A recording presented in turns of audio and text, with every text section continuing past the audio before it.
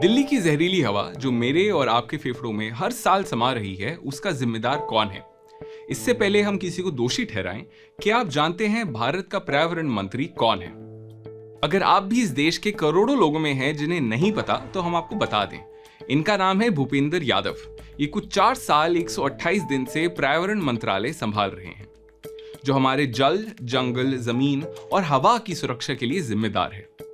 लेकिन अगर आप इनकी ट्विटर यानी एक्स हैंडल पे जाएं, तो ये पर्यावरण मंत्री कम और मोदी जी के घंघोर प्रशंसक ज्यादा नजर आते हैं। मोदी जी के भाषण से लेके उनके मन की बात तक, उनकी हर चीज का प्रचार करने में मंत्री जी ने कोई कमी नहीं रखी। लेकिन पिछले 2 महीने में मंत्री जी ने हमारे एयर क्वालिटी इंडेक्स यानी AQI पर एक ट्वीट नहीं किया। इस देश की राजधानी में धरने प्रदर्शन हो रहे हैं, लेकिन मंत्री जी खामोश हैं। चलिए, ट्वीट नहीं किया तो क्या, काम तो कर रहे होंगे। जो काम वो कर रहे हैं वो हम आपको बताते हैं। 9 नवंबर को जब दिल्ली के लोगों को पुलिस डिटेन कर इंडिया गेट पर बसों में भर रही थी, उस दिन पर्यावरण मंत्री जी वेस्ट बंगाल में 2026 के चुनाव के लिए कार्यकर्ता सम्मेलन कर रहे थे। उससे एक दिन पहले जब दिल्ली का AQI वेरी पुअर कैटेगरी में था यानी 361, उस वक्त यादव जी इस बात की वाहवाही कर रहे थे कि मोदी जी के GST कट देने से हर 2 सेकंड में एक गाड़ी बिक रही थी। हम ये बता दें कि दिल्ली के प्रदूषण सोर्सेज में 51% प्रदूषण गाड़ियों से होता है।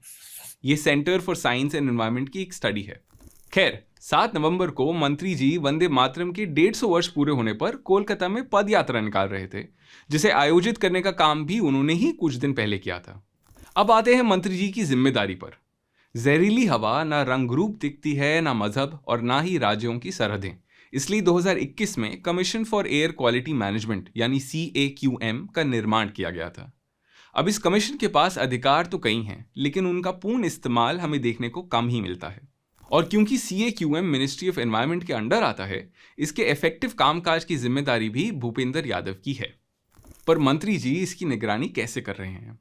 इनके ट्विटर के मुताबिक कमीशन के साथ इन्होंने एक बार सितंबर में, एक बार अक्टूबर में मीटिंग की, इसी तरह एक बार नवंबर में भी मीटिंग की, लेकिन उन मीटिंग्स का नतीजा 0। चलिए, ये तो दिल्ली NCR के हालात हुए। जरा देश के पर्यावरण की बात करते हैं। पिछले कुछ सालों में हमने क्लाइमेट चेंज और इंफ्रास्ट्रक्चर के कारण हो रहे विनाश देश भर में देखे हैं।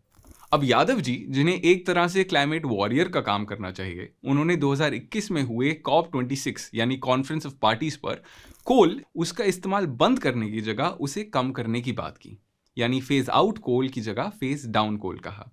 अब COP30 के लिए मंत्री जी ब्राजील गए हैं, जहां अमेरिका और चाइना जैसे प्रदूषण फैलाने वाले देशों पर उंगली उठाई जाएगी और देश में चलाई गई स्कीम्स का बढ़ावा दिया जाएगा, जैसे मिशन लाइफ यानी लाइफस्टाइल फॉर एनवायरनमेंट, मुफ्त बिजली योजना और एक पेड़ मां के नाम। अब एक्सपर्ट्स की माने तो ये स्कीम्स बिलबोर्ड फ्रेंडली जरूर हैं, लेकिन इनका असर जमीनी हालात पर नहीं पड़ता। खैर, गर्मी आते आते दिल्ली वाले जहरीली हवा भूल के AC खरीदने में जुट जाएंगे। लेकिन वो लोग जो ना अपने माँ बाप और बच्चों के लिए एयर प्योरीफायर खरीद सकते हैं, ना ही बाहर निकलने से बच सकते हैं, कम से कम उन्हें पता रहे कि जिम्मेदार कौन है। हमारे पर्यावरण मंत्री जी के बारे में और ज्यादा जानने की इच्छा है तो हमारी वेबसाइट पर मंत्री जी की पूरी जीवनी मौजूद है, आप उसे पढ़ सकते हैं। न्यूज लॉन्ड्री का फाइट टू ब्रीथ यानी हवा का हक कैंपेन पिछले 1 साल से चल रहा है, ताकि इस हक की लड़ाई में हम आपकी आवाज बन सकें। इस कैंपेन से जुड़ने के लिए QR कोड को स्कैन कीजिए और हमें अपना सपोर्ट दीजिए।